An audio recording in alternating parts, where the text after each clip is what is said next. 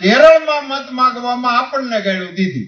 આપણી કમનસીબી છે કે આપણા ભાગે વિપક્ષ એવો આવ્યો છે કે આપણે પાર્ટીને કાંઈ કેવું કે એના મુખિયાને કાંઈક કેવું, એની તમે આવડી મોટી તમારા મનમાં ધિક્કારની લાગણીઓ પડી છે. આખા દેશમાં કોંગ્રેસ હારે છે, એમાં કઈ રાજકોટ જવાબદાર એકલું છે? દુનિયામાં કોઈનું સાંભળતા નથી એવા બાજે છે. ઈ પણ આપણું માન રાખવા માટે તૈયાર છે. ઈ નરેન્દ્રભાઈ મોદીનું માન નથી, ભારતનું માન છે. મિત્રો, આ બધી વાતો હું ભારત સરકારના વખાણ કરવા માટે નથી કરતો.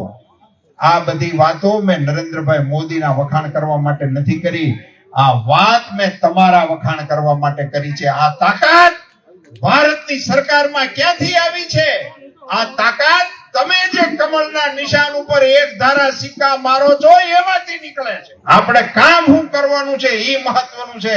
ચૂંટણી ગમે તેની હોય, નિશાન કમળ હોય અને કમળના નિશાન ઉપર સિક્કા મારવાના હોય, આટલું જ આપણે યાદ રાખવાનું છે. આ 72 નામ યાદ રાખવાની જરૂર નથી. મારી કાર્યકર્તાઓને અપીલ છે કે રોજ 10 ઘેરે જવાનું નિયમ અટાણ થી લ્યો.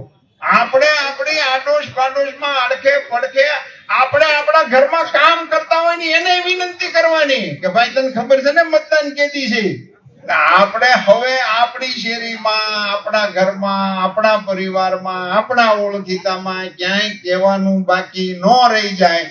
ઈ કામ આજની તારીખે આ લોકો ફોર્મ ભરે એની પહેલા આપણે કરી નાખવું, પછી ઈ કેમ કરશું. આખો વિડીયો જોતા પહેલા હજુ પણ અમારી ચેનલને સબસ્ક્રાઇબ નથી કરી તો યુટ્યુબ પર સબસ્ક્રાઇબ કરો અને ફેસબુક અને ઇન્સ્ટાગ્રામ પર ફોલો કરો.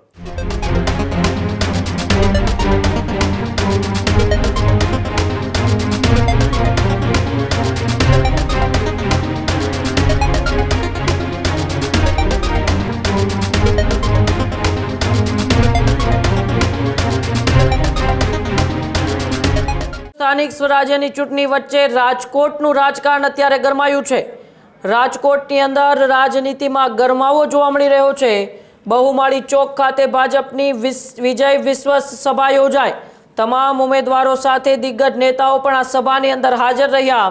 ત્યારે વિજય વિશ્વાસ સભામાં સાંસદ પરસોત્તમ રૂપાલાનું પણ નિવેદન સામે આવ્યું. ભાજપના કાર્યકર્તાઓને પણ રૂપાલાએ ટકોર કરી. ત્યારે એ પરસોત્તમ રૂપાલાએ વિપક્ષ પર પણ આકરા પ્રહારો કર્યા.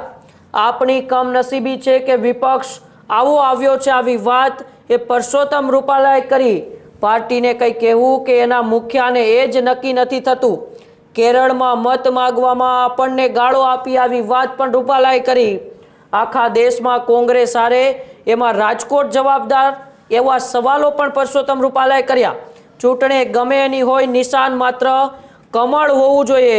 કોઈ કહે છે કે મારા પૂરતું કરજો તો એને મત આપતા જ નહીં, આવી વાત પણ રૂપાલાએ કરી છે. વિજય વિશ્વાસ સંમેલન રાજકોટની અંદર યોજાયું હતું ને ત્યાં જ રાજકોટના સાંસદ પરસોત્તમ રૂપાલાનું નિવેદન સામે આવ્યું હતું. અને પરસોત્તમ રૂપાલાના નિવેદનથી રાજકોટની રાજનીતિ પણ ગરમાઈ હતી. પરસોત્તમ રૂપાલાએ ભારતીય જનતા પાર્ટીના કાર્યકર્તાઓને ટકોરની સાથે સાથે કોંગ્રેસને પણ આડે હાથ લીધી હતી. કેરળના ઇડુકીમાં જે મલ્લિકાર્જુન ખડગે નિવેદન આપ્યું હતું તેને લઈને પણ રૂપાલાએ કહ્યું કે કેરળમાં મત માગવામાં આપણને ગાળો આપે છે. આખા દેશમાં કોંગ્રેસ હારે, એમાં રાજકોટ શું એકલું જ જવાબદાર છે, આવી વાત પણ એ રૂપાલાએ કરી હતી. ત્યારે ઉમેદવારો જાહેર થયા બાદ એ ભારતીય જનતા પાર્ટીનું એ વિજય વિશ્વાસ સભા યોજાય. તેમાં રાજકોટના સાંસદ અને ભાજપના દિગ્ગજ નેતા પરસોત્તમ રૂપાલાએ શું કહ્યું, આપણે રૂપાલાને સાંભળીએ. કોઈને ગાળ દેવાથી કદી કોઈ મોટો થતો નથી. આપણી કમનસીબી છે કે આપણા ભાગે વિપક્ષ એવો આવ્યો છે કે આપણે પાર્ટીને કાંઈ કેવું કે એના મુખિયાને કાંઈક કેવું. બોલો, ત્યાં કેરળમાં મત માંગવામાં આપણને ગાળ્યું દીધી. કાંઈ કારણ ને કાંઈ કાજ, કોઈ સંભાળ્યા નહોતા, કોઈ પૂછ્યું નહોતું ગુજરાત વાળા શું કરે છે, એની કઈ ટપાલ નહોતી. મિત્રો, એમાં એક બહુ મહત્વનો સંદેશ સમાયેલો છે, એને મારે તમારી આજે શેર કરવો છે. એમણે અભાણ કયા અને પછી પાછું સુધાર્યું કે બધાને નથી કીધા, જે થોડા ઘણા પણ અભણ છે, મજૂરો છે, એને માટેની વાત કરી હતી. એવું પાછું એક જણાએ શોખવટ કર્યું. એનો અર્થ એ થાય કે અભણ એટલે મૂર્ખ, એમ? એનો અર્થ એવો થાય છે? એવી તમારી વ્યાખ્યા છે. નવી વ્યાખ્યા લઈ આવ્યો. અમારો ગરીબ એટલે એને તમે મૂર્ખ સમજો છો? અમારો નાનો માણસ, એની તમે આવડી મોટી તમારા મનમાં ધિક્કારની લાગણીઓ પડી છે. આખા દેશમાં કોંગ્રેસ હારે છે, એમાં કઈ રાજકોટ જવાબદાર એકલું છે? જ્યાં હોય ને તમે હારો છો. એનીથી થયું છે એવું કે આખા દેશની હારનો ગુસ્સો એને ગુજરાત ઉપર કાઢ્યો. બીજું આમાં કઈ લાંબુ તથ્ય કઈ હતું જ નહીં. આવી રીતે તમે કેમ પ્રચાર કરો છો, મારે એ જાણવું છે. તમે તમારી પાર્ટીની વાત મૂકો, તમારા પાર્ટીના એજન્ડા હોય એની વાત કરો. અમારા આગેવાનોને સમય નથી ને બધા લંબાણપૂર્વક વાત કરી શકે છે, એમ તેમ છતાંય બોલ્યા એક વાક્ય. ભાઈ આપણે પંચનિષ્ઠામાં વિશ્વાસ ધરાવનારી પાર્ટી છીએ, આપણે રાષ્ટ્રવાદમાં માનનારી પાર્ટી છીએ, આપણે લોકતંત્રમાં માનનારી પાર્ટી છીએ. આપણી પાર્ટીની વાત કરો.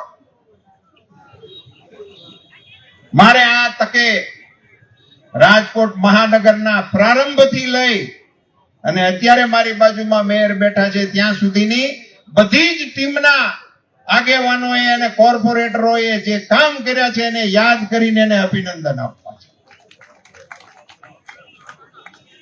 મારે તો વધારામાં અત્યાર સુધીમાં જેટલા ઉમેદવારોએ ફોર્મ ભર્યા છે કમળના નિશાન ઉપર, એમાંથી જીત્યા હશે ને હાર્યા હશે એ તમામ આગેવાનોને યાદ કરવા છે. કારણ કે એ એક પ્રકારની ભૂમિકાઓ રચાતી આપણે અહીંયા પહોંચ્યા છીએ. રાજકોટથી ખીલેલું કમળ, રાજકોટથી પ્રગટેલો દીપક, એનો પ્રકાશ ગુજરાત ઉપર પથરાણો છે અને એનો પ્રકાશ દિલ્હીની અંદર પ્રગટ્યો છે.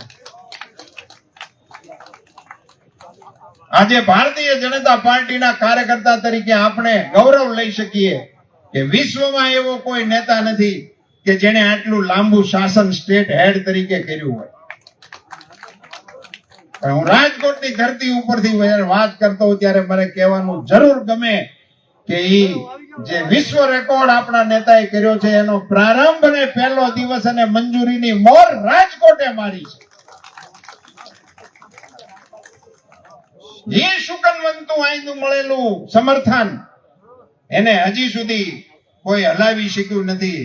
ફાનુસ બનકર जिसकी हिफाजत हवा करे, होश में क्या बुझे जिसको रोशन खुदा करे. એવી અહીંયાથી રાજકોટથી શરૂ થયેલી આપણી વિજયની જે કેડીઓ છે, જે કાર્યક્રમો છે, એ અહીંયા આપણી પાસે એવડું મોટું ભાથું છે કે આપણે એના વિશે બોલતા જઈએ તો એક સભામાં એક જણાનો વારો ન આવે. પણ નાની થોડીક ચીજો આપણા સૌના ધ્યાન ઉપર મારે મૂકવી છે. ગુજરાતમાં ભારતીય જનતા પાર્ટીની સરકાર, કેન્દ્રમાં મોદીજીના વડપણ વાળી આપણી સરકાર, અને એને પરિણામે અત્યારે જે આપણું વિશ્વમાં સ્થાન, સાહેબ ક્યારેક સમાચારો વાંચતા હોય તો એકલા આપણને આમ છાતી આપણી ફાટું થતી હોય કે આખી દુનિયા હોર્મુઝની ખાડી ઉપર નજર રાખીને બેઠી હોય, આખી દુનિયા વળ ખાતી હોય અને હોર્મુઝની ખાડી ઉપરથી ભારત જવું છે એમ કે ઈ વહાણને જવાની મંજૂરી મળતી હોય. દુનિયામાં કોઈનું સાંભળતા નથી એવા બાજે છે. ઈ પણ આપણું માન રાખવા માટે તૈયાર છે. ઈ નરેન્દ્રભાઈ મોદીનું માન નથી, ઈ ભારતનું માન છે. ભારતનું માન.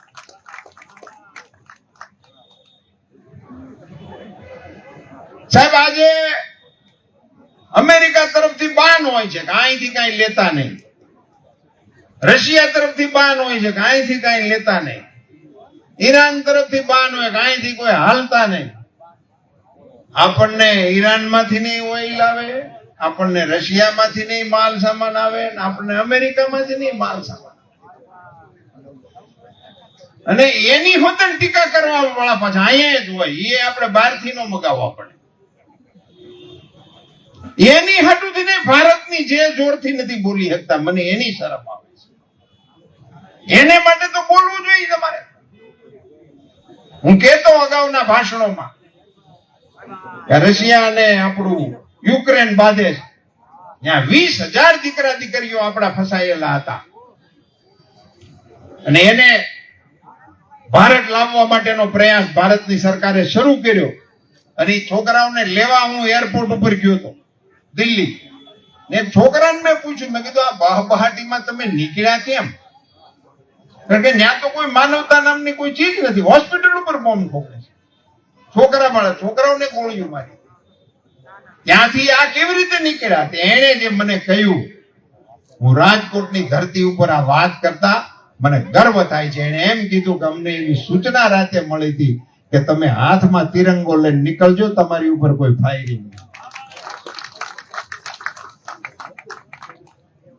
મિત્રો, આ બધી વાતો હું ભારત સરકારના વખાણ કરવા માટે નથી કરતો. આ બધી વાતો મેં નરેન્દ્રભાઈ મોદીના વખાણ કરવા માટે નથી કરી. આ વાત મેં તમારા વખાણ કરવા માટે કરી છે. આ તાકાત ભારતની સરકારમાં ક્યાંથી આવી છે? આ તાકાત તમે જે કમળના નિશાન ઉપર એક ધારા સિક્કા મારો છો એમાંથી નીકળે છે. એટલે ચૂંટણી કોની છે એ મહત્વનું નથી, આપણે કામ શું કરવાનું છે એ મહત્વનું છે. ચૂંટણી ગમે તેની હોય, નિશાન કમળ હોય અને કમળના નિશાન ઉપર સિક્કા મારવાના હોય, આટલું જ આપણે યાદ રાખવાનું છે. આ 72 નામ યાદ રાખવાની જરૂર નથી. 72 કમળ હશે, બધાય બૂથમાં કમળ હશે. અને ભૂલે શું કઈ કોઈ એમ કેતા નીકળે કે મારા પૂરતું કરજો, તેને તો દેતા જ નહીં.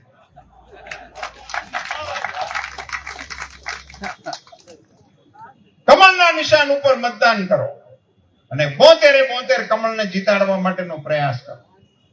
સાથીઓ, હમણાં સમયની મર્યાદામાં આપણે આ કાર્યક્રમને પણ આટોપવું પડે, કારણ કે માધવભાઈને આ બધાને પાછા ઓફિસે જઈ એની બધી ટેકનિકલ જે વિધિઓ હોય છે એ પૂરી કરવા માટેનો સમય છે. એટલે વિગતે ફરી પાછા ક્યારેક મળીશું ત્યારે વાત કરીશું. પણ હવે જે સમય છે આપણી પાસે 10 દિવસ છે, ગણી નામ જુઓ. કારણ કે હજી 1-2 દિવસ તો તમે પરિયાણમાં કાઢશો.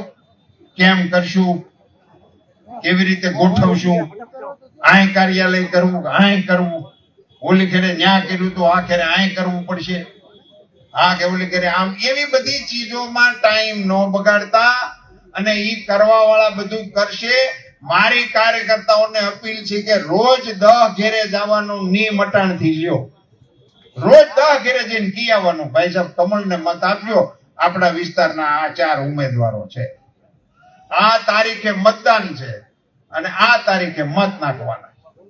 આટલું આપણે હવે ઘેરે ઘેરે હાથ મેળે શરૂ કરી દેવાનું, કોઈના મેન્ડેટની રાહ જોતા નહીં. અને આખા રાજકોટમાં ગમે ત્યાં કાર્યક્રમ હોય, ઈ કાર્યક્રમમાં હાકમટે આવવાનું નોતરું હું અટાણથી જ તમને આપી દઉં છું. એટલે રાહ ન જોતા, મળ્યું નથી નોતરું, અમને ફોન આવ્યો નથી, મને કીધું નથી, ઈ કાર્યક્રમો અત્યારથી જ પૂરા. હું અત્યારે જ ભારતીય જનતા પાર્ટી રાજકોટ વતી રાજકોટના તમામ કાર્યક્રમોમાં તમને બધાને હાકમટે આવવાનું આમંત્રણ આપી દઉં છું. રાજી થઈ જાઓ.